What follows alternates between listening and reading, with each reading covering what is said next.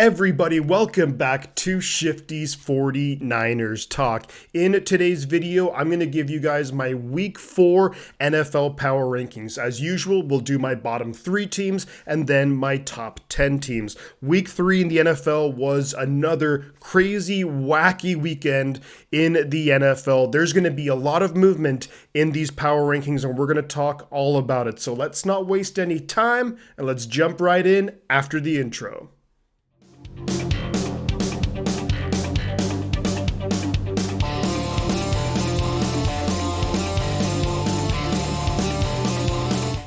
We are kicking it off with the bottom 3 teams, and the crazy thing is the 3 teams that I had in the bottom 3 last week, they all won, and some of them very, very impressively, so none of those teams are actually going to be back in the bottom 3. So without further ado, let's get into the team who I would rank 30th overall, third from the bottom, and that's going to be the Las Vegas Raiders. The Raiders lost badly to the Carolina Panthers. The Panthers were a team that were looking completely hopeless heading into this game. They went away from Bryce Young, brought in Andy Dalton, and he sliced and diced the Las Vegas Raiders, made them look really bad. 300 passing yards, 3 touchdowns, just insane numbers from Andy Dalton, the longtime veteran coming in. And for the Raiders, you just kind of have to be ashamed of yourselves. Maybe you chalk it up to a bad game because the week before you beat the Ravens, but yeah, you lose that bad to a team like the Panthers, you're going to be in my bottom 3. Now coming in at 31 overall, second from the bottom, we have the Jacksonville Jaguars, the 0-3 Jacksonville Jaguars, and they just got pummeled on Monday Night Football by the Buffalo Bills. Trevor Lawrence hasn't looked great, to say the least, and that's a big concern because you gave him big time money to be a franchise quarterback, and he is not looking like that. To be fair for the Jaguars, they've had a few difficult opponents so far, and the games have been really close. Week 1 against the Miami Dolphins with a healthy Tua Tagovailoa, they win on a last-second field goal. You lose a pretty close game against the Cleveland Browns, but then you just get pummeled by the Buffalo Bills. And things not looking good in Jacksonville, things not looking good in the AFC South. And yes, my bottom team, the team who I believe is the worst right now in the NFL, is going to be the Tennessee Titans. They just lost to the Green Bay Packers with their very recent quarterback, Malik Willis. They traded to Green Bay for what was like a 6th round pick. He just carves up the Tennessee Titans. He makes them regret that decision. Here's the thing with Will Levis. Will Levis has some moments where he looks like a proper good NFL quarterback. He can make the throws, but there's just way too many moments where he makes boneheaded plays, throws away the game. And honestly, when you look at Will Levis, week after week after week, this guy is just becoming a walking NFL meme, and not in a good way. He's just making bad plays. He's losing this team games, and it's one of those things where I think very, very quickly he's going to lose this team. I could see the Tennessee Titans absolutely in the market next offseason, whether it's in the draft or maybe a trade or free agency, looking for a replacement at quarterback. Unless Will Levis can turn it around. Yes, he's a young quarterback. There's a lot of time where he can turn things around. He has good weapons there in Tennessee, at least in the passing game, but not looking good so far. Also, that defense, which is something that you'd expect the Titans to rely on. You know, they bring in L'Jarius Sneed, you have Jeffrey Simmons, you have Harold Landry, you have good players there in Tennessee, and it just didn't look that way at all. Also give a lot of credit to Matt LaFleur at Green Bay because he just made the Titans look awful. But I think they are deservedly so. They're 0-3, they haven't won a game, and they've looked awful. They've thrown away games against, some not so great teams. So Tennessee, you are my worst team heading into week 4 in the NFL. All 3 of these teams, though, just remember, the teams that I had the week before in these 3 spots, they all won. So maybe there is some positivity to look at there. But coming up next, guys, I'm going to have my top 10 teams heading into week 4. Starting off at number 10 in my rankings this week, we have the Houston Texans. They are 2-1 on the season, and they did just come off a really bad loss to the Minnesota Vikings. Now, the Vikings are arguably the hottest team in the NFL. They're playing with a ton of great confidence. They were at home, but still, I would have expected Houston to have put up not only a much better fight, but maybe to have won that game heading into week 3. CJ Stroud didn't look comfortable at all. Brian Flores doing a great job in week 3. Also, he did that in week 2 against San Francisco, just making the quarterback have to spend way too long thinking about where to go, what's he doing. The offense could never really get going. Also, missing Joe Mixon in the run game and Dameon Pierce certainly didn't help matters, but I think this is more a case of give a lot of credit to Minnesota, whether instead of just, knocking down Houston. Now, I did expect the Houston defense to play a lot better, but I think I'm just going to chalk this up maybe to a bit of an off week. They do drop pretty significantly in my rankings compared to last week. However, moving forward, I see the Houston Texans. They are a good football team. Joe Mixon should be back pretty soon. I think they'll get the defense sorted there with DeMeco Ryans. I think he will coach them up, and they really should be able to turn it around. And honestly, I think the AFC South is theirs to lose. I mean, the other 3 teams are not looking good. We talked about 2 of them in my bottom 3. And now at number 9, I have the New Orleans Saints. Now, the Saints were a little bit similar to the Minnesota Vikings heading into week 3 with a ton of confidence, a ton of momentum. Derek Carr, though, really came back down to earth. The Philadelphia defense did a really good job slowing down what the Saints wanted to do. Alvin Kamara didn't, have a dominant game like he did the week before against the Dallas Cowboys. So you do have to give a lot of credit to the Eagles, but also the Saints. I think this is a team where they are figuring things out. It's going to be a really competitive division. Tampa Bay still look pretty darn good. Atlanta been putting up some big fights against some top teams. And overall, looking at the Saints, I think this is a team that maybe they are going to be a team in the market to swing a trade or 2 in a couple of weeks to really help boost their chances getting back to the playoffs and potentially making some noise. Superdome, not an easy place to play, and honestly, there is no shame in losing a really, really close game to the Philadelphia Eagles.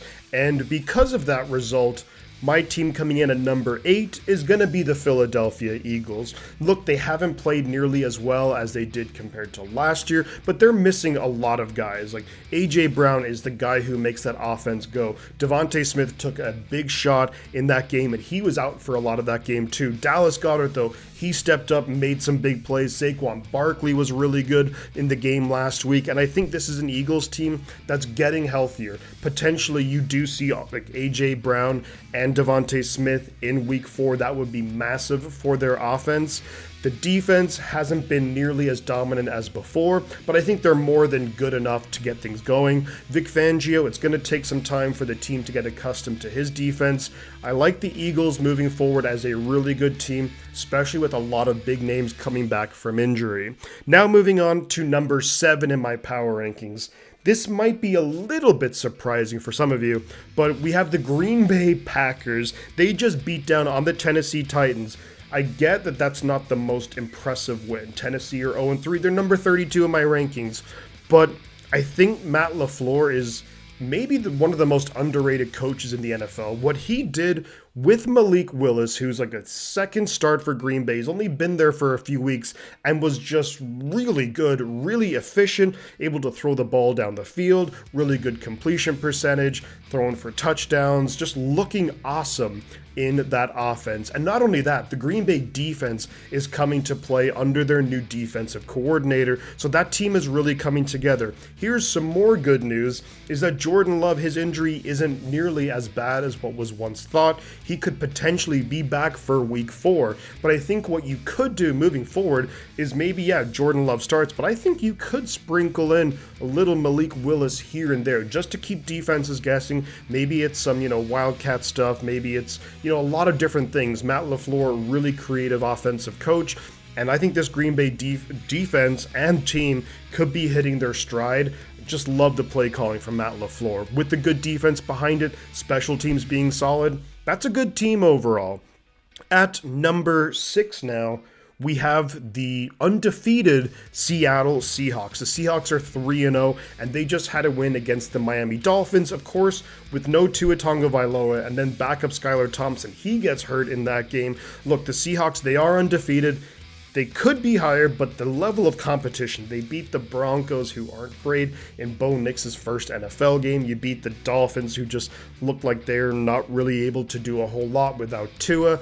Overall, the level of competition, not the most impressive, but at the end of the day, you do have to go out there and win the games. I do think the defense under Mike Macdonald is going to continue to get better and better and better as they get more accustomed to his scheme. Then you look at the offense, Geno Smith able to make plays, maybe Kenneth Walker coming back soon. DK Metcalf, Tyler Lockett, JSN, they're able to put up enough points to win games, backed up by a really good defense. I'll be really curious to see the Seattle Seahawks moving forward next week as they take on a very legitimate opponent in the Detroit Lions. Coming up next, guys, though, I'm going to have my top 5 teams in the NFL heading into week 4. And at number 5, we have the Detroit Lions, who the Seahawks will be facing this coming Sunday. That's going to be a fantastic matchup. The Lions coming off a really convincing win against the Arizona Cardinals. Jahmyr Gibbs really finally able to explode onto the scene this season. Really hurt the Arizona Cardinals in the running game, in the passing game. Jared Goff finally able to throw some touchdown passes. Amon-Ra St. Brown looking good. The defense able to really stymie this Cardinals offense.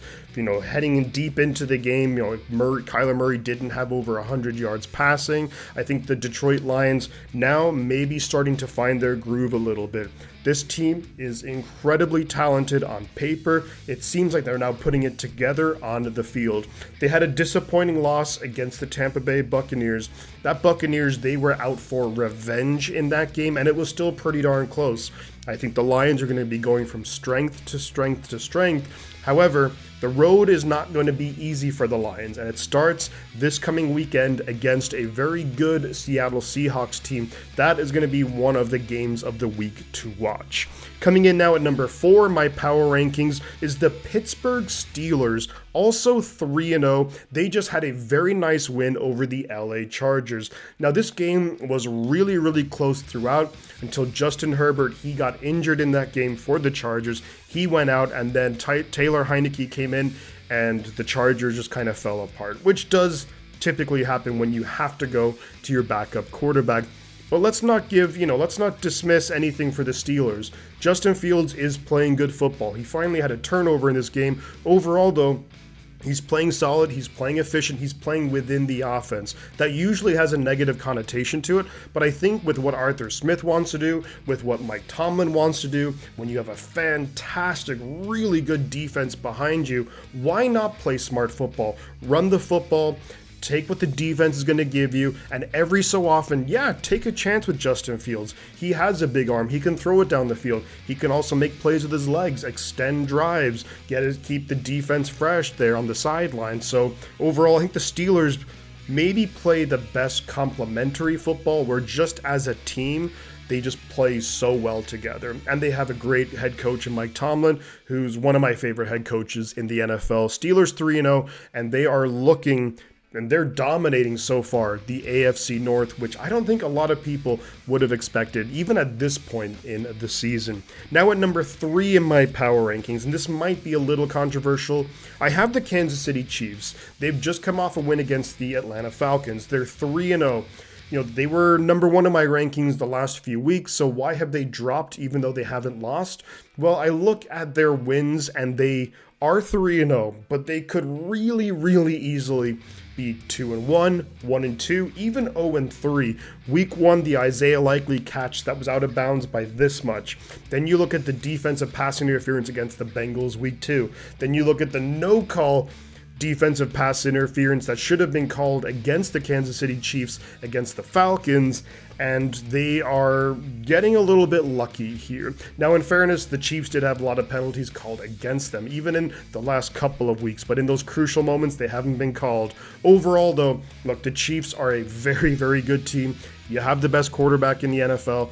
You have weapons around him. The defense is playing really, really well. Special teams is more than fine. So this is a good team. Arguably, you could make the argument they are the best team in the NFL.